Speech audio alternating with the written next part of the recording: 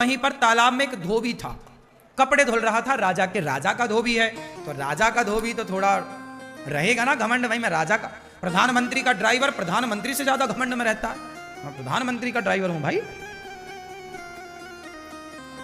गुरु तो गुड़ चेला शक्कर हो गया।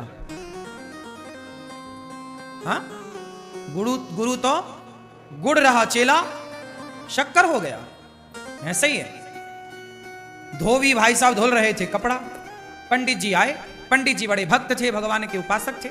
आए, रोज नहाने आते थे, आज भी नहाने आए। अच्छा, उनका नियम था नहाने के बाद सूर्य भगवान को, पहले के लोग नदियों में जाए ना तो नदियों में ही जल चढ़ा देते थे, तालाब में जाए तो तालाब में ही सूर्य भगवान की तरफ मुंह करके सूर्याय नमः आदित्याय नमः। जब पंडित जी जल चढ़ाने लगे तो धोबी ने कपड़ों को जोर जोर से पीटना स्टार्ट किया। तो जो कपड़ों का गंदा छीटा जल था, छीट नहीं पड़ते, कपड़ों का निकलता है, वो गंदा पानी पंडित जी की अंजलि में जाके गिरा हाथ में, और उसी से वो सूर्य भगवान को अर्घ दे रहे हैं। तो सूर्य अर्घ में उस जल में वो कपड़ों का धौमन गिर रहा था, गंदा पानी। जबकि धोबी को चाहिए ये था कि जब कोई जल चढ़ा रहा है तो जरा 1 मिनट के लिए भैया रोक लो कि जल पूरा हो जाए। पंडित जी तो जल चढ़ाते रहे, पंडित जी भी ना रुके, वो अपना जल चढ़ाते रहे, सूर्याय नमः आदित्य, तो पानी गंदा पड़ता रहा। ये दृश्य भगवान ने देखा। भगवान नारायण लेटे लेटे देख रहे हैं, अरे बड़ा गलत कर रहा। सुदर्शन को आदेश दिया, सुदर्शन जाओ जाओ धोबी का सिर काट के लाओ। सुदर्शन चले धोबी का सिर काटने। जब तक सुदर्शन भगवान पहुंचे तब तक पंडित जी की पूजा हो गई पूरी, और जो पूजा पूरी हुई पंडित जी ने बोला, क्यों रे नालायक, मैं पूजा कर रहा था, तुझे दिखाई नहीं पड़ रहा? 2 मिनट रुक नहीं सकता, गंदा पानी डाल रहा। अब पंडित जी जो लड़ाई शुरू की है। धोबी बोला, मैं कम हूं क्या, मैं क्यों काम रोकूं, तुम दूर नहीं जा सकते उस वाले घाट में, तुम्हें भी यहीं आना था। अब सुदर्शन भगवान को आदेश क्या मिला था, भगवान ने क्या बोला, सुदर्शन से जाओ धोबी का सिर काट के आओ। अब सुदर्शन जी आए तो वहां तो लड़ाई चल रही थी पंडित जी में और धोबी में। सुदर्शन घबराए कि भगवान ने कहा है कि धोबी का सिर काटना है, इन दोनों में धोबी कौन है ये कंफर्म नहीं हो रहा। सुदर्शन वापस चले गए। भगवान ने पूछा, हो गया सिर काटने का काम? अरे प्रभु ये तो बताओ कि उन दोनों में धोबी कौन है? धोबी तुम्हें नहीं पता? अरे बोले दोनों वो लड़ रहे थे। अब दोनों जब लड़ रहे, दोनों का स्वभाव एक सा है तो कैसे पहचाना जाए?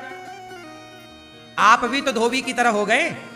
यदि धोबी गलत था तो पंडित जी आप भी तो उससे लड़के उसकी तरह हो गए। अब उसमें और आप में अंतर क्या रहा?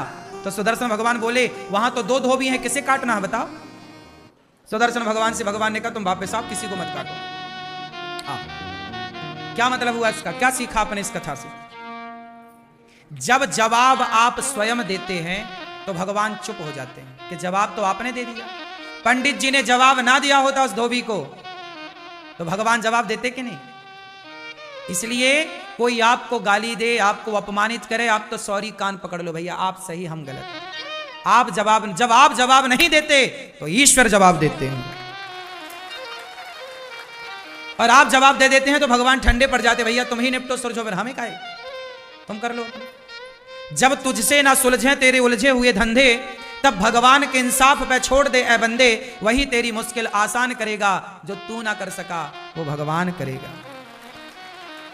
जो आपसे नहीं होता ना वही भगवान करते हैं, इसलिए जवाब मत दो।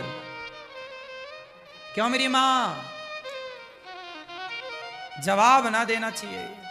मैं केवल सुना नहीं रहा हूं कथाएं, मैं इन सब पे अमल भी करता हूं, इसलिए तुरंत एक वीडियो बना के डाल देता हूं। सॉरी शक्तिमान,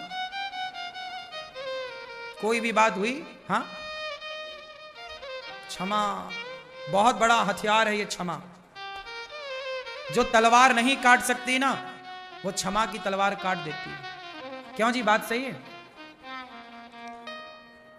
दुशासन ने द्रौपदी से क्षमा मांग ली होती, दुर्योधन ने द्रौपदी से क्षमा मांग ली होती कि मैंने तेरे कपड़े उतारे द्रौपदी, गलती हो गई, क्षमा। एक क्षमा मांग ली होती दुर्योधन ने तो क्या महाभारत होता? बच जाते ना लाखों लोग कटने से। हाँ, ये जो क्षमा की तलवार है ना मेरी मां, ये लोहे की तलवार से ज्यादा शक्तिशाली है या नहीं? कितने लोग मानते हैं इस बात को कि ये सॉरी की तलवार, क्षमा की तलवार बहुत सारी तलवारों को उठने से रोक देती है। हाँ या ना? समझ लेना मेरी मां। इसलिए झगड़ा होगा ही नहीं यदि आप मेरी बात मानो तो। कोई झगड़ा नहीं, छुट्टी। तो पति को रोज एक सॉरी बोलो, पत्नी को रोज एक सॉरी बोलो, और सास को 2 बोल दिया करो, बड़ी है ना।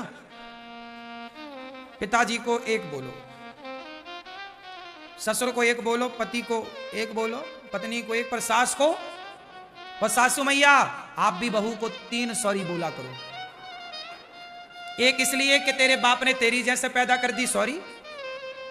एक मेरे बेटे का मैंने तेरे से ब्याह कर दिया, सॉरी। और एक तू मेरे ऊपर चढ़ाई कर रही है, इसके लिए सॉरी। हाँ। तो सास बहू को कितनी सॉरी बोले? 3। अब सॉरी नहीं बोलो मैया तो फिर लड़ो बहू से, फोड़वाओ सिर अपना। वो तो जवान है, बलवान, एक मारेगी तुम्हारे दांत टूट जाएंगे 3-4। या तोड़वाओ अपने दांत। बहू से नहीं लड़ना चाहिए, बहू बलवान है, अभी उसका समय है। अभी बहू का क्या है? जवानी है, समय है, रुतबा है। जब ये खुद बूढ़ी होगी तब अक्कल आएगी इसे। जवानी अंधी होती है, मैंने सुना है। ये बात सही है कि गलत है? क्या होती है जवानी? क्या होती है? क्यों भैया, जवानी क्या होती है? हाँ, इसलिए अंधी जवानी में उन्हें दिखता ही नहीं कि माँ भगवान होती है, पिता भगवान होता है। काश वो आंखों की पट्टी हटती तो माता पिता में भगवान नजर आते, फिर भला कोई जवान बच्चा, बहू या बेटा अपने बूढ़े माँ बाप का सम्मान क्यों ना करता, अपमान क्यों करता? अंधा है इसलिए तो बाप में भगवान नजर नहीं आया। जवानी है ना साहब, खून गर्म है, अंधी है। इसलिए सास को कहती है बुढ़िया ज्यादा बोल मत, क्योंकि ये बहू नहीं बोल रही है, ये उसका समय बोल रहा है। लेकिन समय अर्जुन का था कि वो महाभारत जीत गए, लेकिन वही अर्जुन का जब समय बिगड़ा तो जंगल के भीलों से हार गए थे। बोलो हाँ, अर्जुन किसको हराए? महाभारत में सबको हराए। अर्जुन बड़े धनुर्धर हैं, बोलो हाँ, लेकिन वो बड़े धनुर्धर अर्जुन, महाभारत को जीतने वाले अर्जुन, जब समय बिगड़ा तो जंगल के भीलों से हारे थे कि नहीं? जब द्वारिका से भगवान कृष्ण की पत्नियों को लेकर आ रहे थे तो रास्ते में जंगल के भील मिल गए और युद्ध हुआ, हार गए, टिक ना पाए अर्जुन, भागना पड़ा, छीन ली भगवान की पत्नियों को। हाँ, अर्जुन का अभिमान मिटाने के लिए भगवान ही कोल भील बन के आए थे, ताकि घमंड में अर्जुन ना रहे। हम जीते हैं इसका मतलब हम नहीं जीते भाई, समय ने जिताया है, और हम हारे हैं तो हम नहीं हारे। आप कुछ भी नहीं है, आप कुछ भी नहीं है, समय आपको सब कुछ बनाता है। समय अच्छा है तो लोग आपके पांव धोते हैं, पांव पे गिरते हैं, और समय बिगड़ जाए तो लोग लात मारते हैं। क्या आपका समय अच्छा है तो लोग आपकी तारीफ करते हैं। आप में कोई अवगुण है भी तो लोग उस अवगुण को नहीं देखते, क्योंकि आपका समय है। और जब समय बिगड़ता है तो लोग अच्छाई नहीं देखते, फिर केवल हाँ, समय समय पर होता है, समय समय की बात। राम जन्म का दिन बड़ा, कृष्ण जन्म की रात। ये बहुओं का जो टाइम चल रहा है ना, सास पे अत्याचार कुछ बहुएं कर रही हैं, ये इनका टाइम चल रहा है। इसलिए सासू माँ रहीमन चुप हो बैठिए, सासू माँ तुम चुपचाप बैठो, रहीमन चुप हो बैठिए, देख दिनन के फेर। सब तो लिखा तुम्हारे ऋषि मुनियों ने। जब समय अनुकूल ना हो तो चुपचाप होके दुबक के बैठ जाओ। बहू बोलती रह, तेरा टाइम है रे, बोल, तेरी आएगी तब तुझे, तब तक के लिए मैं चुप हूं। तालाब खाली होता है ना तो मछलियों को चींटियां खा जाती हैं।